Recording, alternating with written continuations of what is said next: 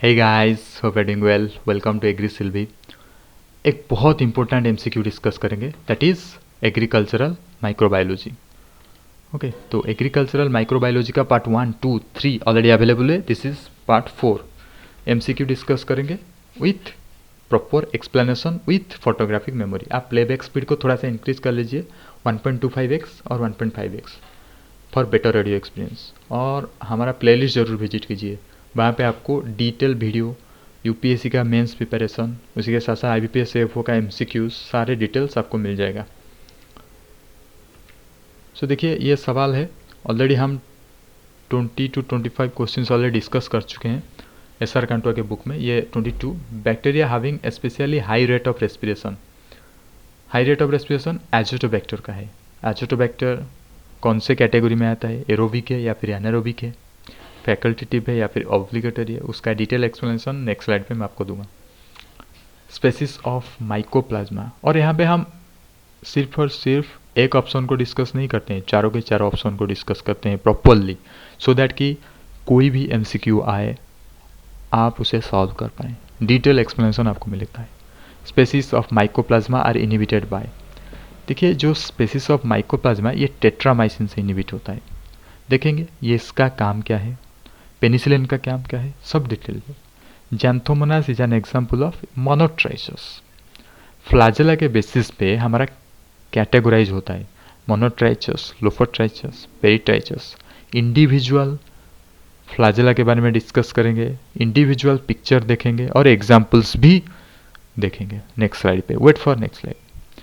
Test organism for pasteurisation. Pasteurisation आपको एक technique पता है ना, जिसमें क्या करते हैं, मिल्क को पास्चुराइज करते हैं, पूरा के पूरा स्टेरिलाइज करते हैं, proper high pressure high temperature देते हैं, फिर लो टेम्परेचर देते हैं, इससे पास्चुराइजेशन प्रोसेस होता है। तो टेस्ट ऑर्गेनिज्म क्या है देखेंगे, सिर्फ मिल्क पास्चुराइजेशन होता है या फिर एग पास्चुराइजेशन होता है, उसको भी देखेंगे।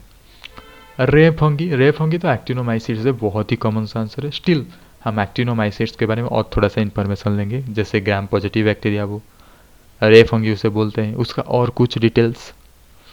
बैक्टीरिया स्टैटिन ये एक पेप्टिडोग्लाइकान इनहिबिटर है। इसको फोटोग्राफिक मेमोरी देखेंगे स्लाइड पे। बैसिलस सबटाइटल्स से ये प्रोड्यूस होता है। विनेगार क्या है पता है, 13% एसिटिक एसिड को हम विनेगार बोलते हैं।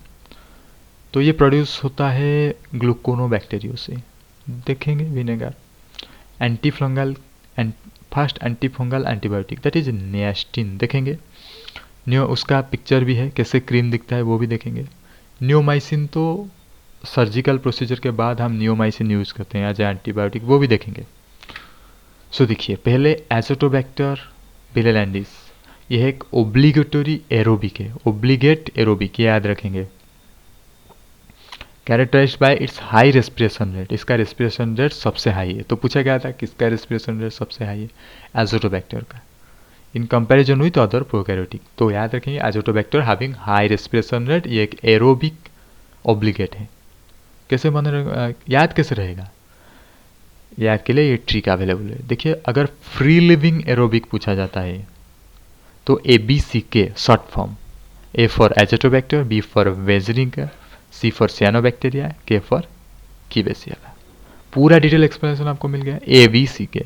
अगर फ्री लिविंग एनारोबिक पूछा जाता है, याद रखेंगे anaerobic, then PG college day, P for purple sulphur bacteria, G for green sulphur bacteria, college for clostridium, day for desulfovibrio bacteria, PG college day. This is free living anaerobic है।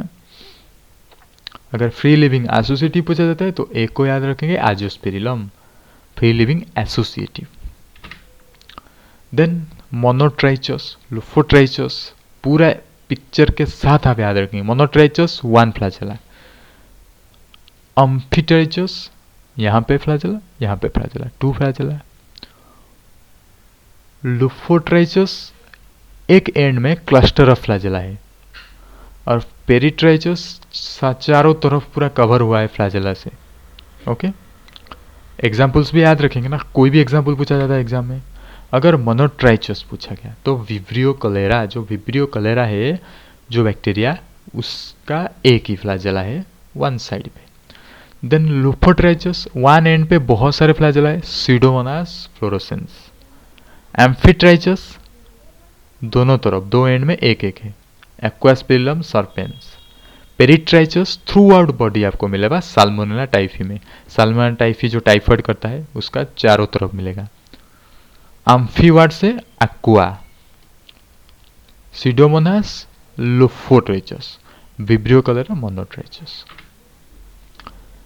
Pasteurisation are designed to effectively destroy, दो micro organism को destroy करने के लिए pasteurisation होता है। Specially दो micro organism क्या है, माइकोबैक्टीरियम ट्यूबरकुलोसिस, टीबी के जो बैक्टीरिया है, और एक है कोक्सीला ब्रुनेटी।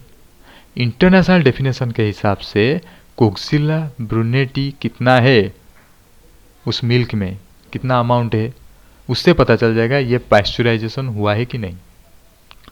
तो पास्चुराइजेशन को कैसे एस्टिमेट करते हैं, फॉस्फेटेज एक्टिविटी टेस्ट, उसे बोलते हैं phosphatase activity test milk pasteurisation के लिए। और लिक्विड एग पास्चुराइजेशन के लिए उस टेस्ट को बोलते हैं residual amylase activity, residual amylase test.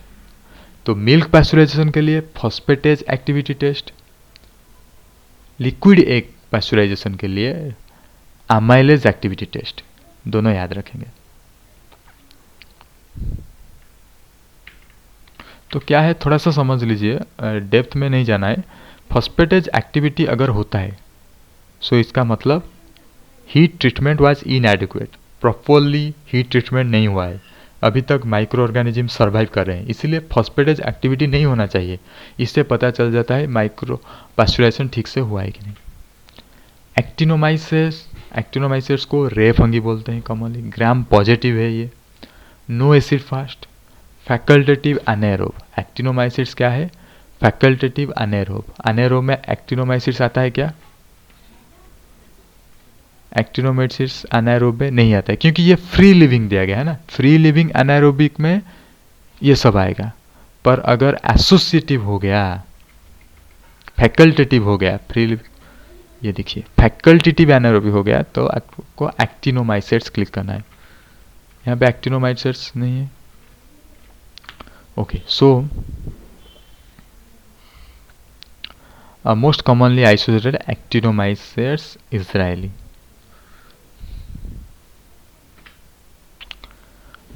Bacitracin, bacitracin ये ऑइंटमेंट है, देख सकते हैं। ओके, ये फर्मेंटेशन करके निकाला जाता है। किसको फर्मेंटेशन करते हैं, बैसिलस सबटिलिस को, बैसिलस सबटिलिस को, जो कि एग्जाम में अभी पिछले हम एमसीक्यू में देखें। ये जनरली बहुत अच्छा काम करता है gram positive, gram positive micro organism के अगेंस्ट में ये बहुत अच्छा काम करता है। It is also used orally for interpathogenic diarrhea, especially against Clostridium difficile. Clostridium difficile के अगेंस्ट में भी अच्छा काम करता है। बाउल सैनिटाइजेशन के लिए भी इसको यूज किया जाता है। न्यूरो एंड नेफ्रोटॉक्सिक के लिए भी इसे यूज करते हैं।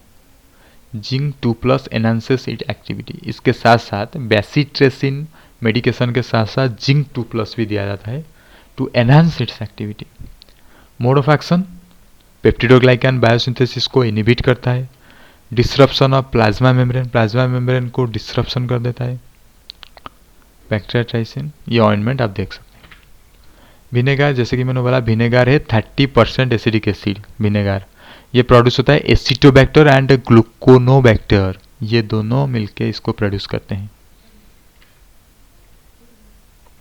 Vinegar, an aqueous solution of acetic acid produced in fermentation by oxidation of a dilute ethanol solution. Obviously ethanol alcohol है, अगर अल्कोहल ऑक्सीडेशन होता है COOH होगा ना, अल्कोहल क्या होता है ROH होता है, अगर ऑक्सीडेशन होगा तो COOH हो जाएगा ना, सिंपल। अल्कोहल ऑक्सीडेशन होता है तो कार्बोक्सिलिक एसिड हो गया, स्ट्रॉन्ग ऑक्सीडेशन होगा तो, केमिस्ट्री में तो पढ़े होंगे आप।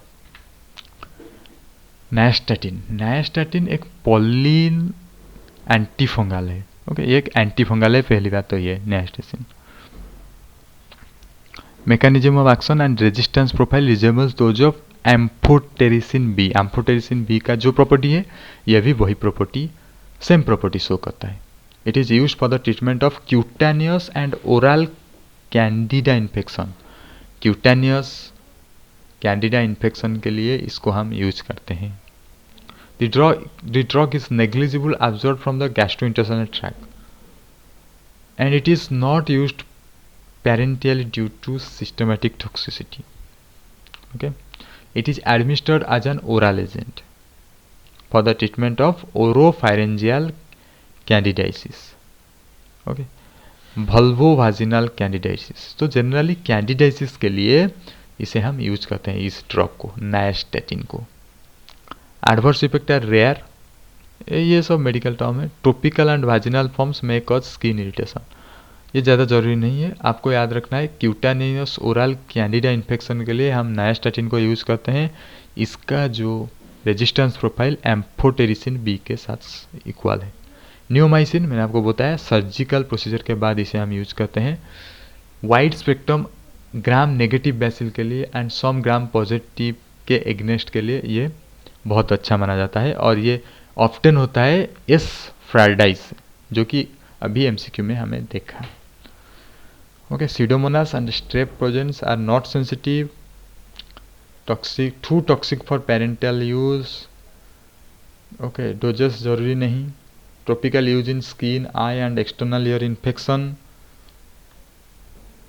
Combined with bacitracin, polymorphism B, इसके साथ इसको यूज करते हैं for proper resistance, preparation of bowel before surgery, hepatic coma, suppresses ammonia forming coliforms, ये सब उसका काम है।